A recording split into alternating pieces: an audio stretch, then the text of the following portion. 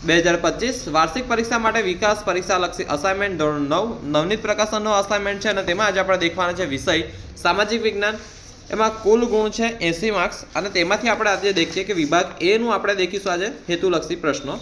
હવે દેખો વિભાગ એ ના હેતુલક્ષી પ્રશ્નો છે તેમાં આગળ 1 માર્ક્સ અને સિમ્પલ ભાષામાં હેતુલક્ષી પ્રશ્નો અને આગળ 1 થી 5 છે બરાબર, એટલે કે 5 માર્ક્સના વિકલ્પ હશે, પછી 5 માર્ક્સની ખાલી જગ્યા હશે, પછી 6 થી 4 માર્ક્સની ખાલી જગ્યા હશે, ના સોરી પાછા અલગથી આપણે ખાલી જગ્યા છે અહીંયા આગળ બરાબર, વિકલ્પ પછી ખાલી જગ્યા છે ડાયરેક્ટ, પછી ખરા ખોટા છે 11 થી 15, એટલે કે એ બી તમારે 4 1 માર્ક્સના છે, પછી જોગ્રાફી બી 4 માર્કના છે, પછી 1 2 વાક્યોમાં તે બી તમારે 3-4 માર્કનું છે બરાબર, 4 માર્ક્સનું છે। હવે ધ્યાન નહીં, ચાલો દેખીએ અહીં ધ્યાન આપો।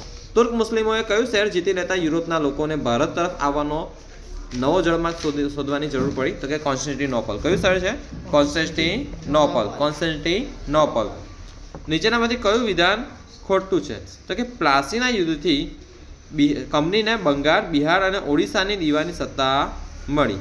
કયું યુદ્ધ છે? પ્લાસીના યુદ્ધથી કંપનીને બંગાળ, બિહાર અને ઓડિશાની દીવાની સત્તા મળી, તો આ ખોટું છે। ઓકે ચાલો હવે ધ્યાન આપો। ભારતના પ્રથમ ગવર્નર જનરલ તરીકે કોણ આવ્યો? તો કોણ આવ્યો? વોરન હેસ્ટિંગ આવ્યો। કોણ આવ્યો? Warren Hastings. ભારતમાં મુંબઈ, ચેન્નઈ અને કોલકાતામાં યુનિવર્સિટી કોની ભલામણથી શરૂ થઈ? તો કે ચાર્લ્સ વુડ। કોની ભલામણથી? Charles wood. ભારતમાં સૌપ્રથમ કયા શહેરો વચ્ચે રેલ માર્ગ શરૂ થયો? તો કે મુંબઈ અને થાણા વચ્ચે। ક્યારે થયો હતો? તો કે 1853માં। ઓકે ચાલો હવે પ્રકરણ 4 देखिए। કેટલાક લેખકો કોને મુસ્લિમ કોમવાદના જનક કહે છે? લોર્ડ મિન્ટોને। લોર્ડ મિન્ટોને મુસ્લિમ કોમવાદના જનક કહે છે। લોર્ડ મિન્ટો, મોલ્લે મિન્ટો સુધારા, હવે એમના મોલ્લે અને મિન્ટોએ સાથે મળીને સુધારા કર્યા હતા। ક્યારે કરેલા તે યાદ રાખજો, 1909 કે 1919, મને એટલું કહેજો તમે બરાબર છે। સ્વરાજ્ય મારો જન્મસિદ્ધ અધિકાર છે અને તેને હું લઈને જ જંપીશ, આ વિધાન કોને કહ્યું છે? બોલો। બાળ ગંગાધર તિલકે એવું કીધું કે સ્વરાજ્ય મારો જન્મસિદ્ધ અધિકાર છે અને તેને હું લઈને જ જંપીશ। ગુજરાતમાં સશસ્ત્ર ક્રાંતિની ભૂમિકા કોણે તૈયાર કરી? સશસ્ત્ર એટલે શું? શસ્ત્ર સાથેની, હથિયાર સાથેની, તો કે અરવિંદ ઘોષે। કોને કરેલી? અરવિંદ ઘોષે। પરદેશની ભૂમિ પર ભારતનો સૂચિત રાષ્ટ્રધ્વજ સૌપ્રથમ કોને ફેરવ્યો હતો? કે મેડમ ભીખાઈજી કામાએ, લેડી હતા બરાબર છે, મેડમ ભીખાઈજી કામા। કે પરદેશની ભૂમિ પર, યાદ રાખજો ખાસ, બકા પરીક્ષા માટે નહીં, જીવનમાં બહુ કામ લાગશે કે ભારતનો જે રાષ્ટ્રધ્વજ છે તે પરદેશ એટલે વિદેશમાં સૌપ્રથમ કોને ફરકાવ્યો હતો? કે મેડમ ભીખાઈજી કામાએ। બાજુમાં આવેલ ભારતના વિભાગીય નકશા સ્થળે કયા ઐતિહાસિક બનાવની યાદ કરાવે છે? જો અહીં છે અમૃતસર। હવે અમૃતસરના ખબર છે ને, જલિયાવાલા બાગનો હત્યાકાંડ થયો હતો, હે ને? હા ખબર છે ને, જલિયાવાલા બાગનો હત્યાકાંડ થયો હતો।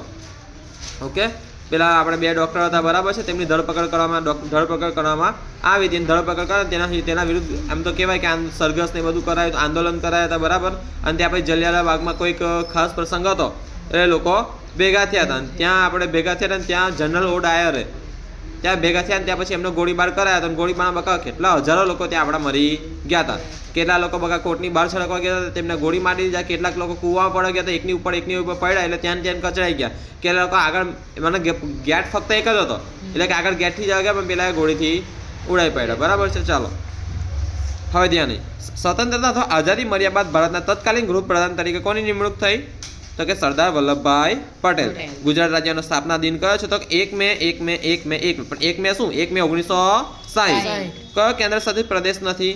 તો કે ચંદીગઢ, જમ્મુ કાશ્મીર, લક્ષદ્વીપ કે પૂરી જોઈએ? કે જમ્મુ કાશ્મીર। જમ્મુ કાશ્મીર છે ને, આપણે દેખવા જઈએ તો 5 ઓગસ્ટ 2019ના રોજ, ધ્યાન રાખજો તારીખ, 5 ઓગસ્ટ 2019ના રોજ સાંજે લગભગ કહેવા જાય ને તો આપણે સમાચાર આવેલા અમારે કે 7 વાગ્યાના રોજ સમાચાર આપ, તે વખતે 5-6 વાગે ઘટના થઈ ગઈ હતી।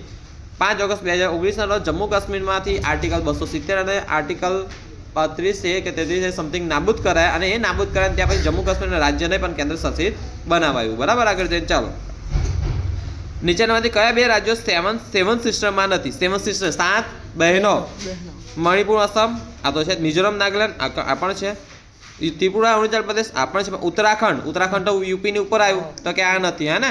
આ બાજુ પૂર્વમાં આવે ને તે 7 સિસ્ટર તરીકે ઓળખાય। જો અહીંથી આમ ભારતનો નકશા એમ પૂર્વમાં એમથી જશે, તે પૂર્વમાં જેટલા પણ 7 રાજ્યો આવેલા છે ને તેમને 7 બહેનો તરીકે ઓળખાય। ભારત આઝાદ થયું ત્યારે કાશ્મીરના રાજા કોણ હતા? હરિસિંહ હતા। કોણ હતા? હરિસિંહ। ભારત આઝાદ થયું ત્યારે કાશ્મીરના રાજા કોણ હતા?